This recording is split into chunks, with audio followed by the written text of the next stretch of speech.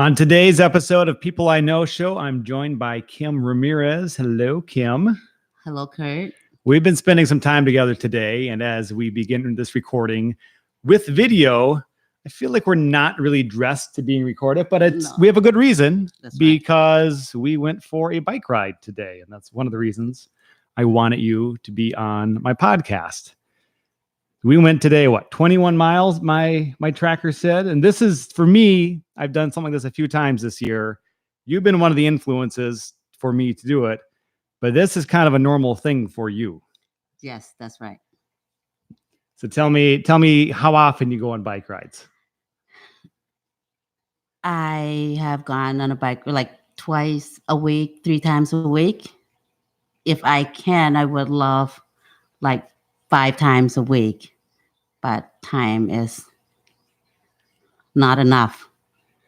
And your schedule allows you to go during the day quite a bit. Yes. And when you go, like when I used to think of bike rides, I would think just a couple miles, and maybe that's what other people do. But when you go, ideally, if you had the time to do it, what would be, and you'd go 5 days a week, how far would you like to bike on a normal day?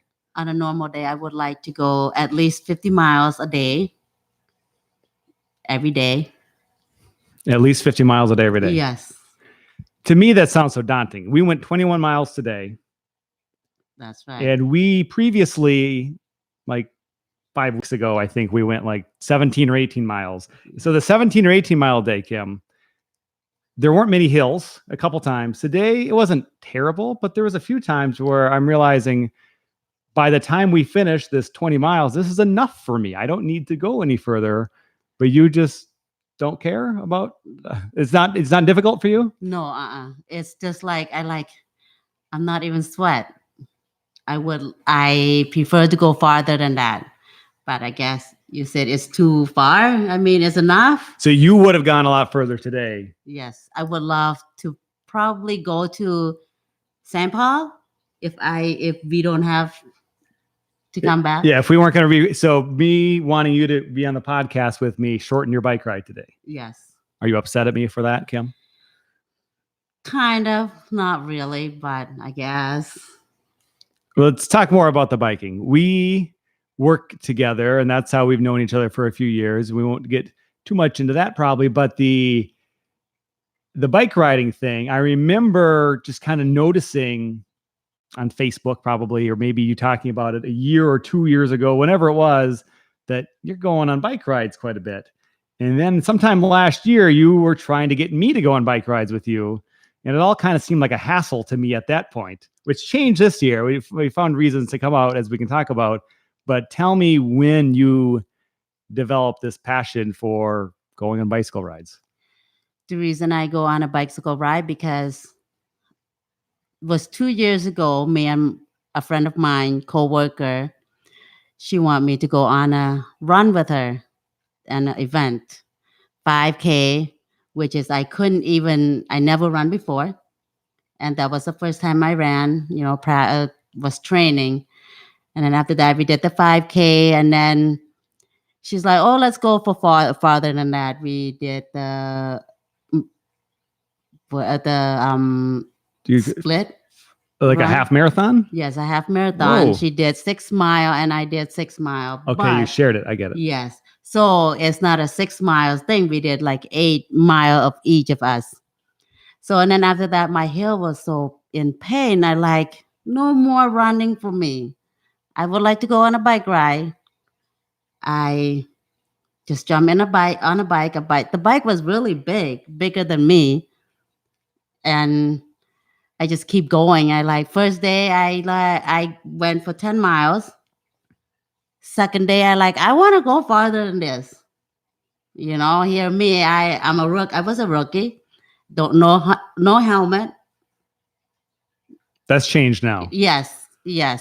So now last year, I have learned that be safe. Safety ride, it's always a good thing. Make sure always have helmet on. Water with you. Like I said, 2 years ago, I just have a baseball hat on, go on my ride, nothing prepared, no water. Would you go by yourself initially? Yes, by myself, because there's no one willing to go with me. I like, okay, jump on a bike. Here I went all the way to Chaska.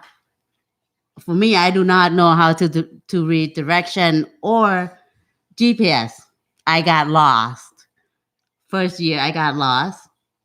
And then I went all over, right around the city.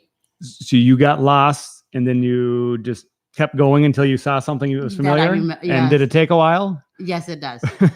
It take me about 3 or 4 hours to get back home. But since then I went with Beth, a friend of mine. So we went and we got lost. I took her to the trail, and which is a trail I don't even know. And I thought I knew, so I like, oh, let's go this way. So we got lost for at least 2 or 3 hours. We went into the cornfield. We went into the Minnesota. What do you mean you went into the cornfield? There is no house around the road. So you weren't biking through the cornfield, but you're biking on roads that were just surrounded by cornfields. Yes. Okay. Yes. I get it. And then we went into the trail, into the river, and we thought, oh, this way would go home. We got lost in that trail in Minnesota River. Yeah. We got lost in that trail, and we didn't make it home. We didn't get to ride back home. Martin had to come and pick us up. Okay. So your husband saved you that day, but it does sound like initially some of your longer bike rides were just because you got lost. Yes. But I suppose from that, then you realize, oh, I can bike this long. It's not that big of a deal. That's true. So that's how I like ride. It's more important to, like when you get tired, don't stop, right? Yeah. So I keep going and going and going. But the timing is just like, I need to come home. So if you didn't have a clock, you didn't have other responsibilities, I would be going all day. So today, how this relates, I find that we were coming to a hill. It was downhill, which was good. Yes. But usually when you go down a big hill, there's a big hill coming back up somewhere, pretty much always, probably. Uh-huh. And I was ready to like turn around and not go that direction because I didn't want all the big hills. But you're pretty convincing. So we just go. Yeah. And it works itself out. Yes, because every time when I see a hills, I'm thinking of Tour de France. They go up those hills. Why can't we go up those hills? Well, you can go up those hills. I find that they're probably in a lot better shape than I am. You are in a good shape. Yes. It's a little bit better each day. I do something like this. No, it's good. As I've had different people on my podcast that I talk to that have influenced me. That's why I want to talk to someone that's changing something about my actions. And you've been influential this year. It took some asking last year and telling me to buy a bike. And so I didn't have my own bike. Right now I'm using a friend's bike. So it's a combination of people that have gotten me to bike this year. It's having a friend's bike. It's having another friend schedule an event that made me want to like get in shape for it, where I biked 43 miles like a month ago. And then knowing you as someone that wants to go biking all the time and has the afternoons free and mornings free to be able to like, and when I say I might want to go for a bike ride with you, it's not an inconvenience. It's like, let's go. Yeah, let's go. So having you in my life has helped me I've biked more this summer than I ever have in my entire life. And it's not even that much. It's only like 4 relatively long bike rides, but that it took other people. Like when I envision myself going on my own bike ride, it's like, I'll do something else. I don't know. I just go for a run. That seems like a simpler thing to do. But knowing that you're out there and that we were going to do this today, and then the fact I thought we were just going to record this podcast episode, but then it's like, well, let's just go for a bike ride too. And it worked out great. We went a long way. I love it because the trail that we were on, the road that we were on, I never been on there. So I enjoy, where we went to and all that. And I find today I felt very confident on the bike in most situations, most of the time. Whereas the first time I went out riding with you and another of our friends, it must have been 6 weeks ago or so, the first time this summer, I was very hesitant, not confident. But between that ride, the next ride, the ride where I went 43 miles, and today, it's just like most things in life, I was like afraid and nervous at times because I don't bike that often. But then today it's like, oh, I feel like I really have control of this thing and I'm not afraid anymore. And I think that's a life lesson with a lot of things. We fear something new and different, but we just do it a few times. We begin to get a little more confidence and then keep doing the activity, whatever it is, and you're going to become more and more confident. So I thank you for encouraging me to bike and all the future times that we will go as well. Yes, you're welcome. I mean, I always love to see people on a bike. For myself, the reason I'm on a bike and on a trail, I see like an 80-year-old ladies, 80-year-old men, women that on a bike, they do like 40, 50 miles. And I think to myself, why can't I do this? I should be able to do this thing. I'm still young yet. I mean, not young, but I'm in my middle age of 100, mid 100, right? Yeah, you're grasping for the 40s to hang on here for a while. Yes. Not to give away. It sounds like you were giving away your age by saying middle of 100. So, you're not quite there yet, Kim. No, not quite there yet. But like I said, and now that this lady that I ride with, I have a new partner, bike ride partner, that she's in her 60s. She said, she go like 30 miles. And she inspired me. I hope when I turn 60, I can still be able to ride 30, 40 miles, right? Hopefully my health's still good. Mm-hmm. And that's, like I said, that's the reason why I'm on my bike every day if I can. Hopefully in the future I can go on every day. The reason why it's kind of, I say time is short because I work in the evening. So it's kind of hard for me to go on a bike ride at 10 o'clock, 10, 11 o'clock and come home at 4 o'clock to get ready and then go to work. Well, it's a 6-hour bike ride, Kim. Yes. I think anyone that has a hobby that takes them 6 hours, you're going to realize that there's not much day left. If you're working those days, yes, that does eat into the day if you're going to sleep, which I know like today you didn't sleep a whole lot. I don't really sleep every day that much. Okay. Because every time when I go to bed, I always think that I need to get up at this time to go bike ride. Bike ride is always in my head.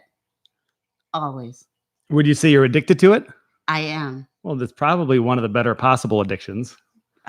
There's people that I think are addicted to running, which isn't so different. Yes. It's something they have to do. It's a part of their life. So that it sounds like this in a couple of years has become that important to you, which is great because now it's rubbing off on me and the other people that you ride with or have ridden with. Yes. Like I said, people that I go bike ride with, it seemed like most of the girls that I bike ride with, they kind of like, they can't do it. So most of the time I would go bike by myself. I think if I drag someone with, I cannot go far. Mm-hmm. So if I want to go far, I have to go by myself. Sometimes I go by myself. But the first year I went by myself. For the first year that I rode, I went 80 miles from Shakopee all the way to Minnehaha Falls And back? and back That's home. 80 miles? Yes. On my Strava, it say 80 miles. So if my husband and my daughter did not call me on that day, I would not return back home yet. My goal was to go all the way to Brooklyn Park. I Google it. I see the GPS. It say, 16 more miles. I think 16 more miles is only about an hour and some to get there. But no, the kids and the husband say, come back. Where are you at? I like, okay, I'll go back home. Well, for those people not familiar with the map of the Twin Cities, so I'm not sure exactly what route you took, but it sounds like you're doing like zigzags all over the place, just taking the trails wherever they go and then deciding to go, I made it here, so then go to the next place. Yes. Because Minnehaha Falls is not that close to Brooklyn Park and not really a good route from your place where you live in the Southwest Metro. So I'm not exactly sure what route you're taking, but if you're going to add up to 80 miles, you're going to have to go all sorts of ways. Yes, I did. I was riding around in the Dakota Trail, which is back then the trail was flooded. And just hear me by myself and I in the trail, wandering around, got lost, round and round, go back and forth until I find my way back out. But I suppose if you just enjoy the activity, it doesn't matter. Getting lost isn't really important. If your destination isn't a place in particular, it's to enjoy the activity that you're doing. And I kind of think some people live their life that way in general, where they're not trying to get somewhere. They're just doing what they enjoy, and wherever it takes them, it takes them. And it sounds like that's what your bike ride activities are. Yes, that's what it is. Well, good, Kim. I think we can put that topic aside for a bit now, and I think we'll get back into it a little bit here later. But thank you for being one of the, if not the biggest influences on me to get me onto a bicycle, because I know as much as I travel that there's situations where maybe when I go traveling, I should be able to more prepared, more confident to ride a bike at some point in my future. So it's been good to me to get this confidence now, but just for the health activity and to enjoy a beautiful day. It's like, it was really nice out today. And the moments like going down those giant hills, especially where I'm not even pedaling, I'm just, keeping the bike upright and riding with the wind blowing in my face. It feels so good to just be out there on a nice day. Yes. You think out there on the road, you think it's nice. But if you would have been in a trail, you would have think, this is a nice, it's a nice trail to go out there and ride.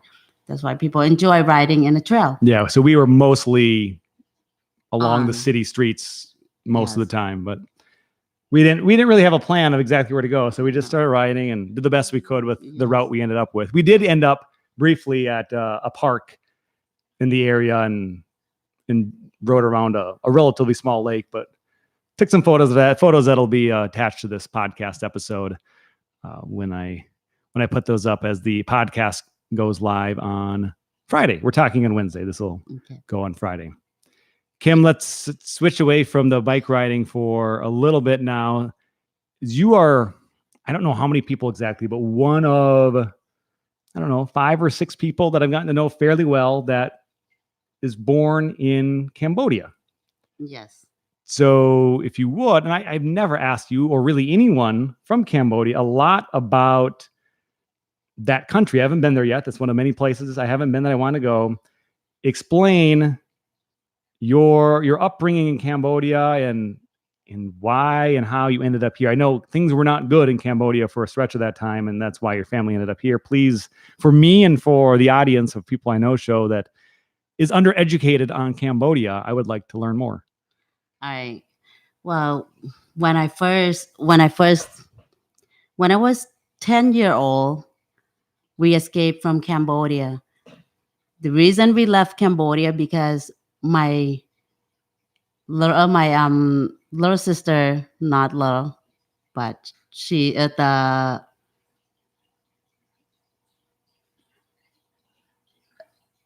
fourth kid in the family.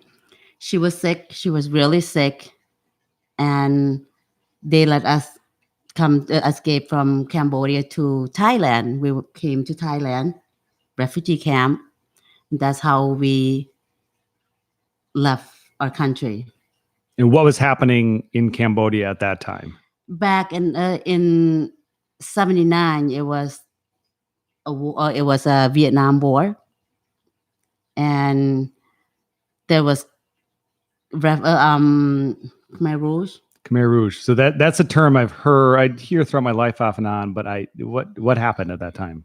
There was a war, like it's the Vietnam attack. Vietnam and Cambodia were at war? Yes.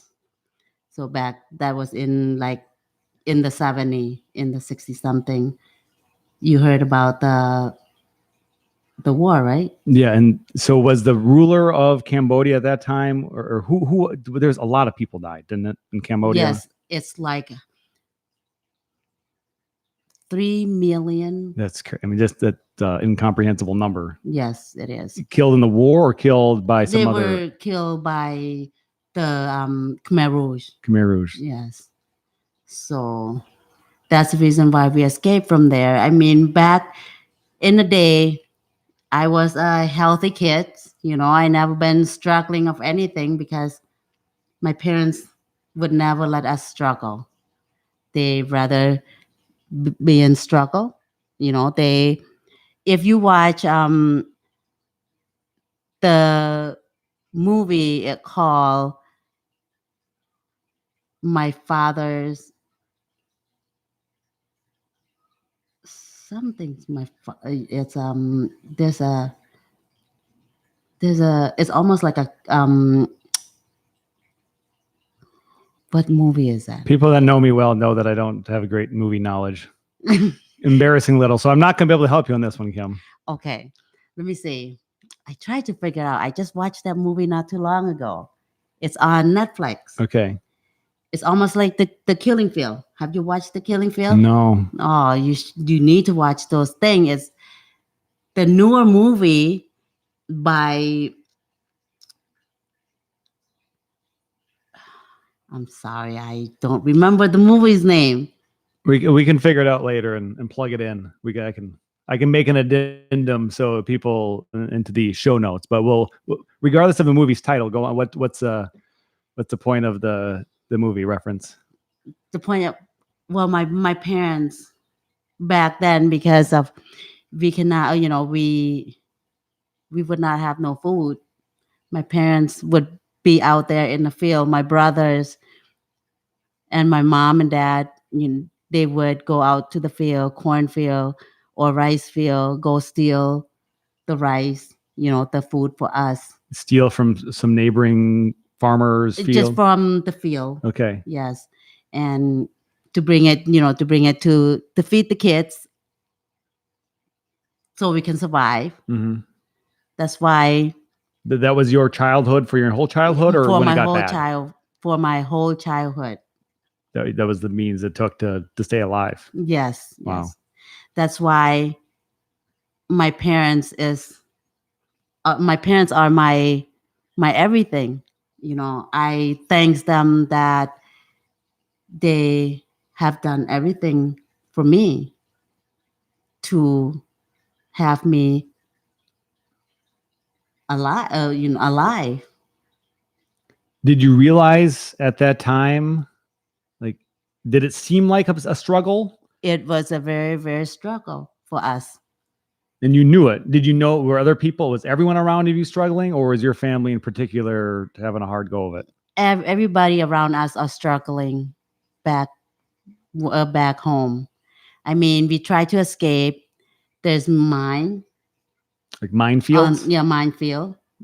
If we're lucky enough, we don't step on the mine.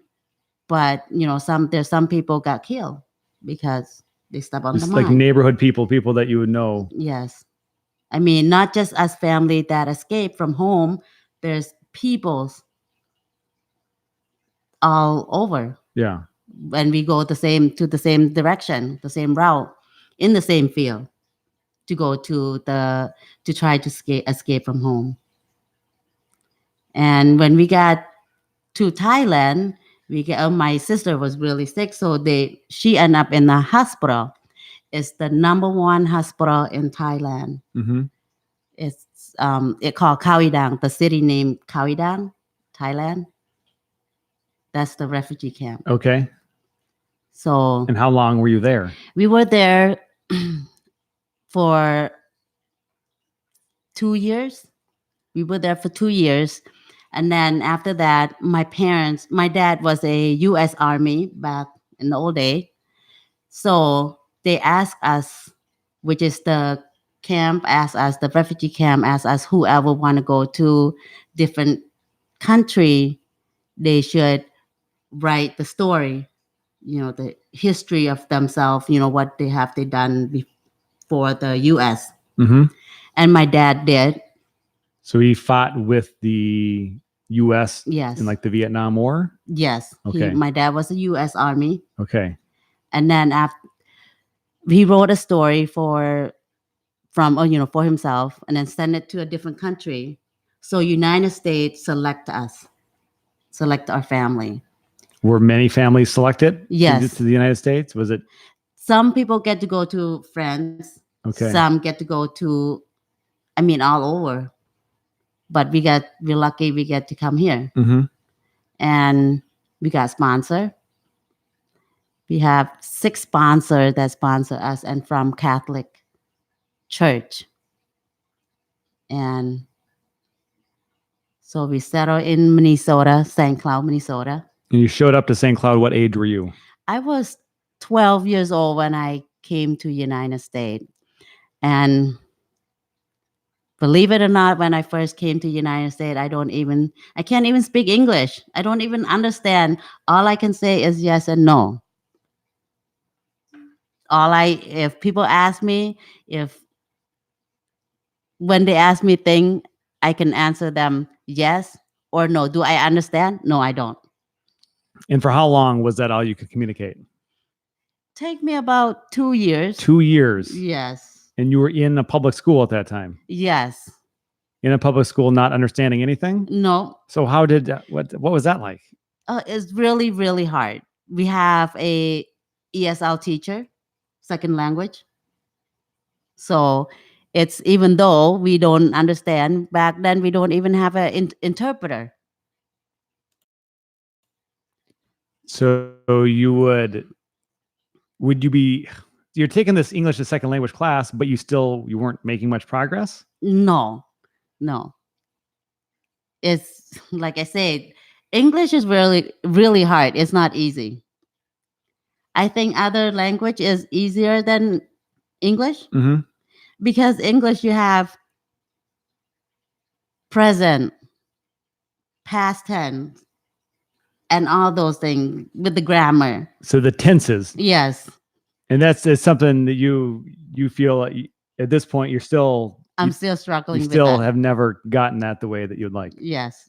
But I suppose, growing up in this country, for me, I feel like I've got the grasp on that. But I think there's a lot of people growing up in this country or not, there's something about that the past and future and the present tenses and the different actions. And it isn't the simplest thing. That's for sure. Yes. And especially when I grew up with parents that doesn't speak English. It's really hard. So you wouldn't speak English at home, of course. No. And you wouldn't speak it much or at all at school. Did you have friends by what age were you making English speaking friends? The age of 14. Okay. So a couple years. Yes. And I did make some friends, but I don't really speak much. So you didn't speak much. You were hanging out with them and not really being able to talk to them? That's right. What did they like about you that they let you hang out with them if they couldn't talk to you? Did it feel like that at the time? Like, I can't even talk to these, but you just kind of did activities together? What's that like? I would just go hang out with them, go to a movie. I have friends that would come and pick me up and go to a movie. We would just do something together, even though that I don't really understand what they said. And like I said, it's really hard. When I first the second year that I was in the United States, when I get on the bus, there's kid be calling me name. What do? I smile at them because I don't even understand what the word is. That might have helped actually, Yes, because you couldn't fight with them. that's true. Did they eventually get bored with it and move on to somebody else? Yes. Okay. Well, And now they are my friend. the people that were calling you names, Yes. They have they apologized? no. Oh, But Kimmy's always forgive. yeah. You're very free. You're very accepting of other people and mistakes. It seems to me. You know, not all of us I forgive others, but forgiving is what make you a good person. You know, that's what my dad always teach. My parents always taught me to forgive people and apologize people, even though that you didn't do nothing wrong. If they did something wrong, and it's okay to be apologized. I think that's a great approach, because if you look for reasons to be upset at someone, to hold a grudge, there's a lot of people, and then most people aren't perfect. Pretty much everyone's not perfect. So if you look for reasons to hold a grudge, you're going to have a grudge and be angry at a lot of people, which I think means you're going to be angry like all the time, because That's there's right. just so many people that there's going to be reasons to allow yourself to be upset at people. If being upset at someone and staying angry at them is your mode of operation. So you're someone that I know that always seems to be in a good mood. Maybe sometimes you're not in like a great bubbly mood, but you're never in a bad mood. I don't know if I've ever seen you in a bad mood. I'm sure you get there, but I just being around you frequently over the past several years, working in the same place, you seem to be in a pretty good mood most of the time. For me to be in a bad mood, you have to be really, really make me mad. You have to say something that really mean, for me to get mad. Otherwise, I don't get mad. I always the reason I say I don't get mad, this is what my dad never get mad. My dad always smile, always laugh. He's always show his teeth. He's never have a day that is bad. That's why I think that being happy is always good. So it rubbed off on you, the way that Yes. he lived his life. Yes. Another question on this topic is, so you explained that you made friends, and your English wasn't good. At what point in your life did you really feel confident that you can communicate well enough in English? How long did that actually take where you were comfortable speaking the language? It take me about 5 years. 5 years. So it's Yes. hard. It's hard, yes. Like I said, even though now I'm not good at like past tense and all those things. My grammar is not good. You're perfectly easy to communicate with. Your Yeah. grammar isn't perfect. I will agree with you on that, but it's because it wasn't your first language. That's right. And it seems like you learned it in bits and pieces for a number of years. Yes. I mean, Cambodia is my first language. English is my second. And I have third language, which is I speak Laos. And I understand Thai. Are those languages similar? It's yes and no. Mm-hmm. I was married to a Laos guy. You can say it's like culturally married. Okay. When I was 15. So that's how I learned. But the reason I learned, there's a lot of reason I learned to speak other language. So it's good for yourself, especially when when you go places, people talk about you and you don't understand, and it's hurtful when like there's a reason why I learned how to speak other language like Laos. I learned because the four oldest kids' dad have called me name, and I didn't even know what it is.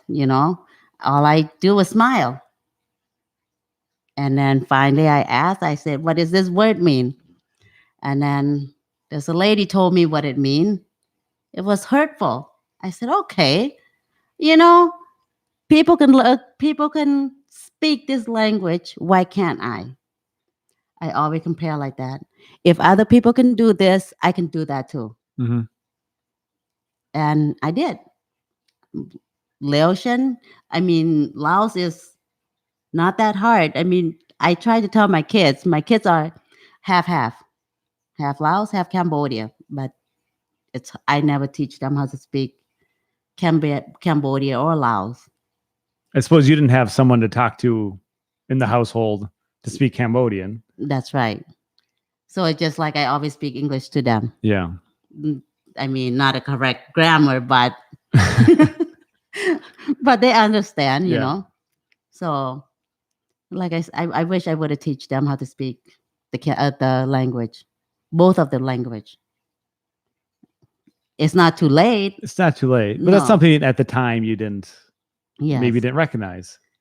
That's true. Like I said, now in the day, I wish I would have teach them the language. So let's transition into the personal growth segment, Kim. And I usually call you Kimmy, so maybe I should call you Kimmy. Yes. You're one of the few people that I call by a nickname. I like to call people by their proper name usually. That's kind of my thing. But for you, for some reason, I like to call you Kimmy. So thank you, because everybody called me Kimmy, little Kim. I don't want to call you. I don't want to call people by the names that everyone else calls them. I want to call something different. Yes, I like to be different. Thank you. So maybe I'll have to call you something that's not Kimmy here pretty soon. Kimmy, the personal growth segment. And as we were brainstorming a little bit before we turned on the microphones, I think what you just talked about relates to what you were telling me, that, back then you wish you would have taught the kids, to speak your language. But what else are you doing now that you want to show your kids is the right way? Back then and now, I wish I would know thing of like exercise, healthy stuff. Is something did you ever focus on exercise or health? Back then, I never done that. Never. I don't even know what the gym is. They said, let's go to the gym. I'm like, where's the gym at? What is the gym? Never. I never done any exercise when I was young. I wish I would have done that when I was young, because now it's so hard to do any exercise, to stay healthy, to stay fit, because you have to do twice as hard. And I always tell my kids, exercise is the most important thing. And I always tell my kids, I said, I wish I was young like you guys again. You're telling them that now, but this is a newer thing for you to tell them or demonstrate them the importance of exercise. Yes. When did it start being a focus in your life? When did you grow into the person that thinks I need to really take this seriously? When this was like 10 years ago, I've been in the gym every day until 2 years ago. I've been on a bike ride. Okay. And I take this bike ride seriously. Serious. Yeah. There's no playing. If I go on a bike ride, I'm bike ride. And I always tell my kids, I said, you guys don't have to, go bike ride. 30 minutes, 3-4 miles. It's okay. I'd start from somewhere, right? That's what I always tell them. You have to start somewhere to get somewhere. So. And you mentioned your 4 kids with your first husband. You have 6 kids. Yes. Total. Yes. I do. I have 6 kids total. I have 1 boy and 5 girls. My oldest one is 31 years old, and my youngest one is 15. I have 12 grandkids. 12 grandkids. Yes. 12 grandkids. Yes, I do have 12 grandkids. I know nobody believes that I have 12 grandkids, but I have 12 lovely grandkids. Congratulations. Way to go. Thank you. I'm proud. I'm a proud grandma. That's the reason why I jump on that bike. I want my grandkids to know that, oh, my grandma, she's a rider. That's pretty cool. Talk about if are they aware of how much you like your grandkids? Are they aware how much you go on bike rides? You ever take them? Are they any of them old enough? Not yet. I tried to get a bike for them. Okay. One of my grandson, he said this to me, Grandma, you ride a bike everywhere. Why don't you ride a bike to work, Grandma? Grandma answered, well, it's different when you ride a bike to work. And you ride a bike somewhere. It's different because Grandma don't want to be sweat. The grandson want Grandma to ride a bike to work too. Have you ever done that? Not yet. You don't want to show up sweaty. I understand. That's like you don't really want you're not someone that wants to ride to a place as a mode of transportation. You want to ride because you just like to ride. Yes. It's a different type of riding, totally. That's true. Like I said, I recruit my kids to ride a bike. I got bikes for my daughter, my oldest daughter, for her and her family. So they all got bikes.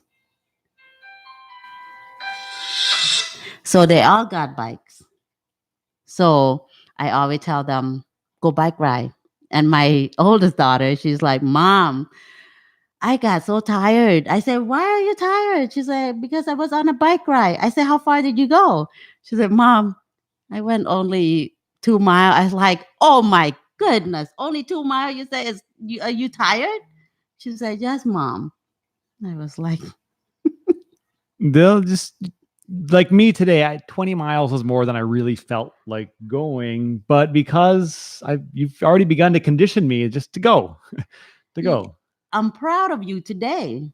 Why I'm proud of you? Because I can ride next to you. I remember when you first ride a bike, when we first rode together. Earlier this summer. Yes. I said, I went side by side with you. You know what? You remember what you said to me? I didn't like you right next to me because I didn't want to run into you. I didn't feel confident. So today was fine. And we're like both dodging trees and we're just like a foot away from each other. And that was not a big deal to me today. But previously I didn't like that. I didn't like having someone so close to me that I might run into. It wasn't even a thought that I really run into you now. I know. I'm so proud of you. When I first ride my bike, I fell because I was a rookie. I never ride before. Like I said, when those turn in the curb, I fell off the bike. I'm like, holy bucket. And there wasn't anybody in the trail. It's just me, myself, and I. I mean, lucky I didn't hit myself in the head or anything like that, Like I said, I'm proud of you today. Thank you. Well, now you have 6 kids and 12 grandkids that you need to. You got to pick 1 or 2 of them out that'll start coming with you and do it. It seems like that's important to you that they at least give it a chance to really make that a part of their life the way that you have. Yes. I just got a bike, because the grandkids that say to me that, Grandma, why you ride a bike everywhere? Why don't you ride to work? I got a bike for him. So I'm ready for him to come over and go on a bike ride with him because he'd been wanting to go on a bike ride and he didn't have a bike. So Grandma got a bike for him. And then my plan was to go to my oldest daughter's house to go ride with them, to go on a trail or on a, just a bike ride to show them that riding is fun. It is fun. And that's how you've influenced me. And I'm sure you can influence other people. I hope that us having this conversation inspires other grandmas to be bike riders.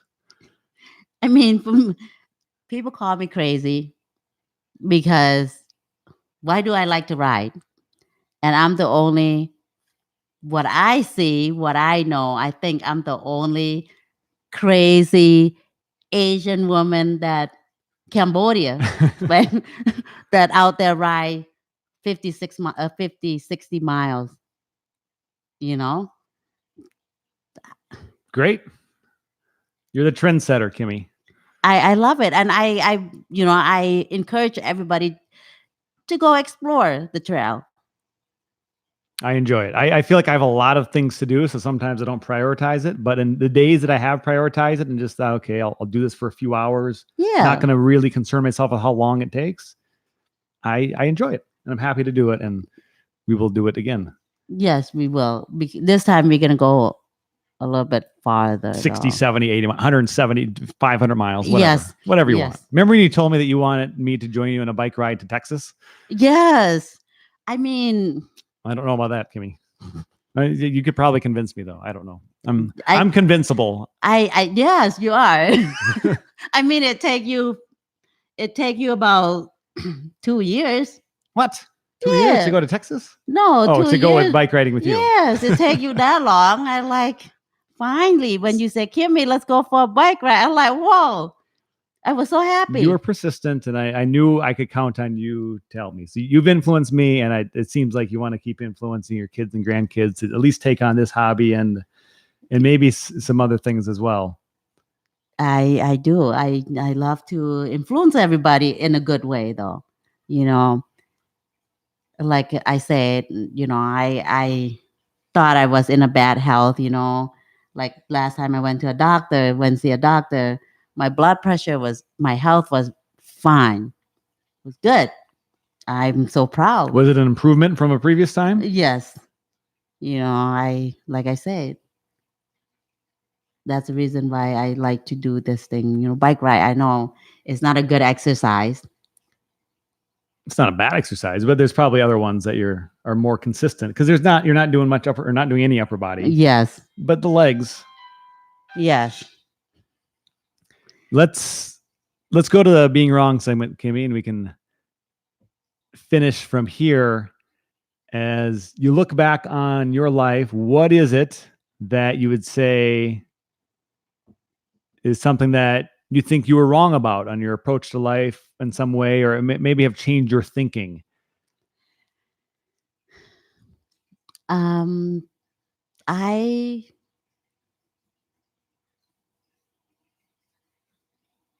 change of thinking. So back,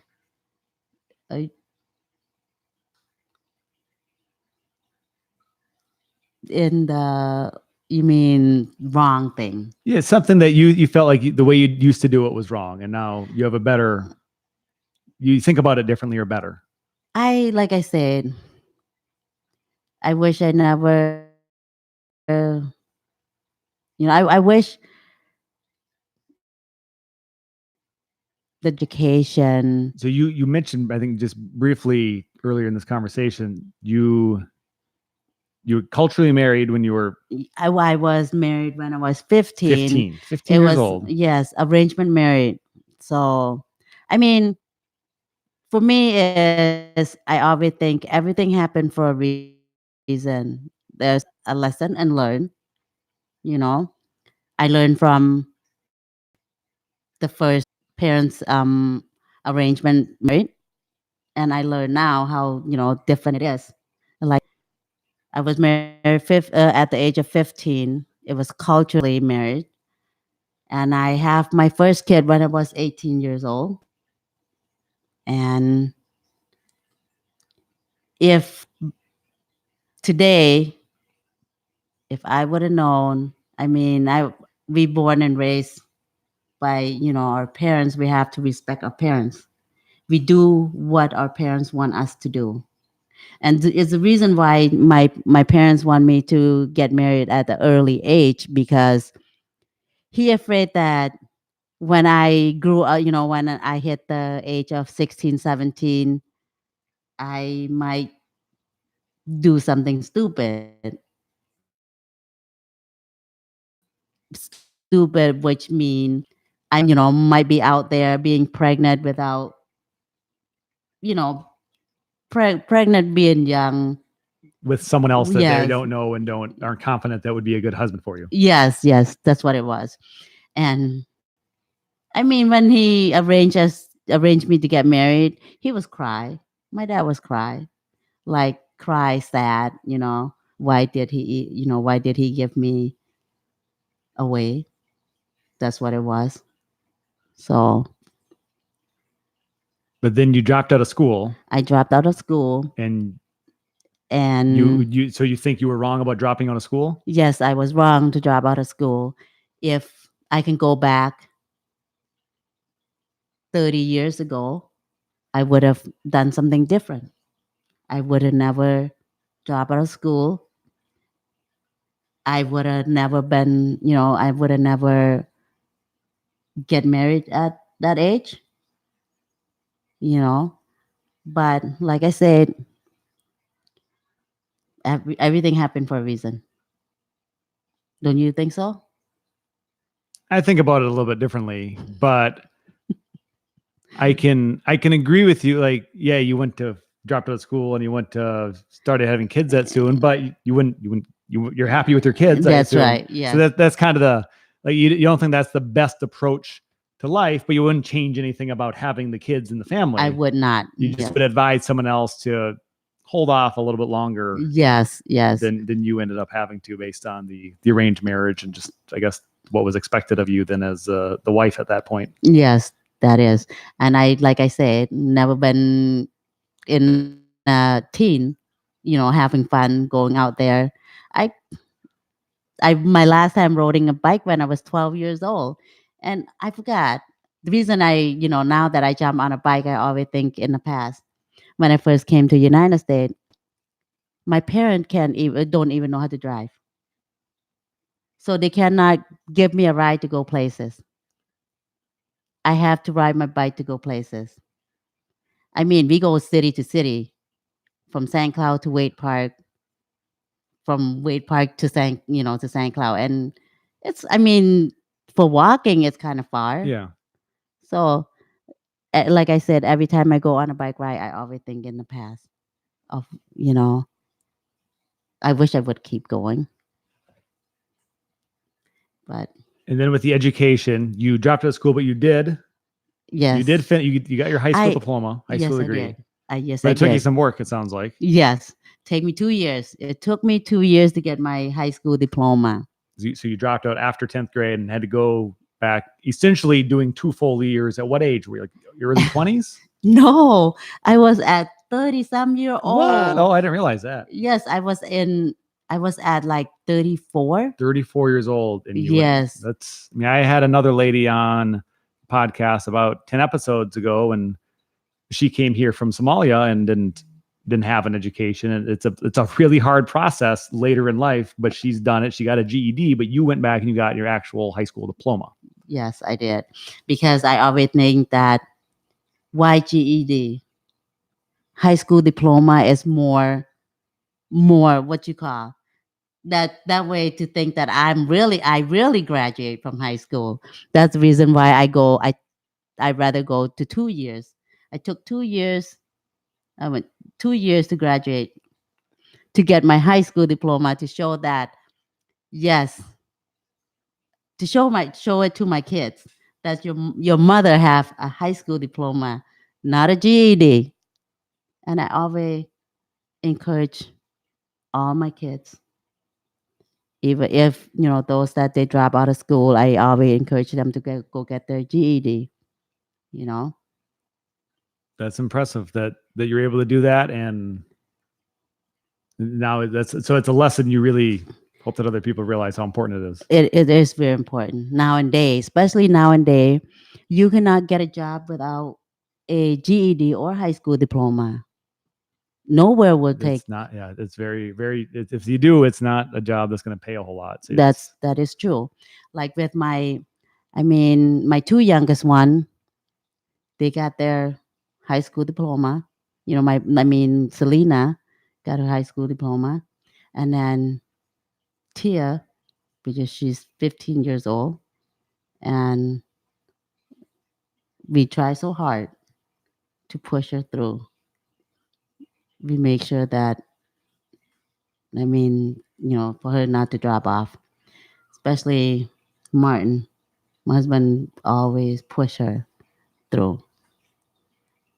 It's hard to raise, kids at teenager. They don't listen sometimes. I mean, sometimes I always think that when I grew up, my parents never pushed me to do nothing. They always lenient. We can do whatever. Are you lenient? Am I? I think so. There's some part that you can't. There's some part you can do it. I let them do something someday, even though that they're not supposed to do it. That's me, and so me and my husband we always disagree something sometime, and we always little argue.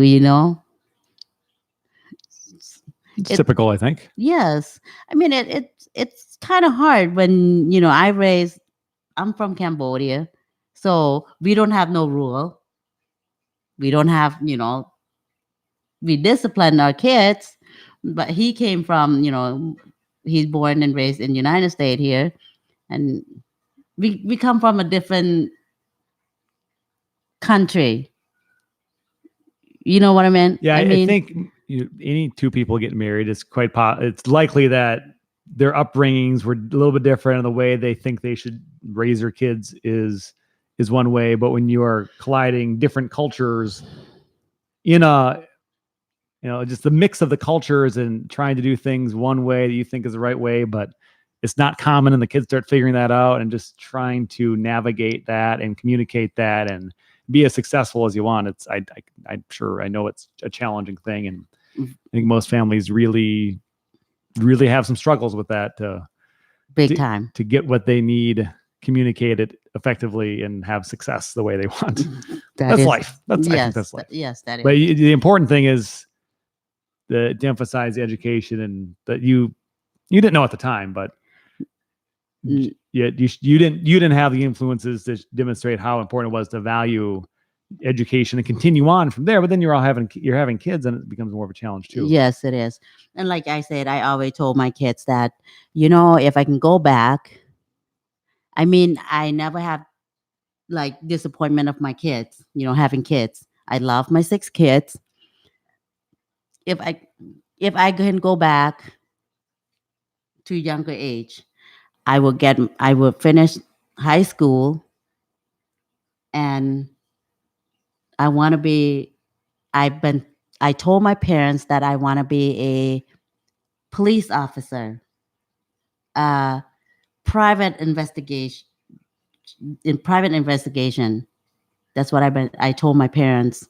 Until now, I wish I have those education. I wish I can. I know it's not too late to go learn, go do things, but how old am I going to be? 10 years in a law school? Yeah. I don't know. That's going to be. I can't answer that for you. I would be someone to encourage you to not use your age as a reason to not do something. I'm not sure how hireable you are at that age as a first-time person in that field. I mean, not that they're supposed to discriminate, but I'd imagine it's like I said, it's really hard. If English was my first language, I would have done in a heartbeat. But English is not my first language. It's my second. Mm-hmm. So I don't think I can do this. I know because I think, because I let my head control me. That's why I say I don't think I can do it. Right? Yes. There's a lot of I can't do this in a lot of people's minds, but that's true. But you're demonstrating to yourself with your health and focusing on the bicycle riding that at your age, that doesn't stop you. You're doing a lot more physical activity than a lot of women your age, probably. And I don't see that stopping anytime soon. So you can do more. I can do more. Just got to prioritize what it is that's important to you, Kimmy. I think biking is important to me. And you can show that to other people and maybe be a good influence on other people. And maybe there's a way to do that as just, you can be an advocate and get more of your friends and family to do it. But there's probably a way to spin that into a little business. There's people that give tour bike rides through different places. There's other ways to both earn an income and do something that you love. So there's a lot of ways to take this, and I can tell that you're ambitious enough to go in some direction, whatever that direction you decide to go in. I'm hoping one day I can, use the biking as my, like, to show people to encourage people to do better, You're already doing it. You did it with me. So yes, that's a good start. And that's the reason that I specifically wanted to have the conversation with you today. So thank you for that, for helping me. Thank you for being on.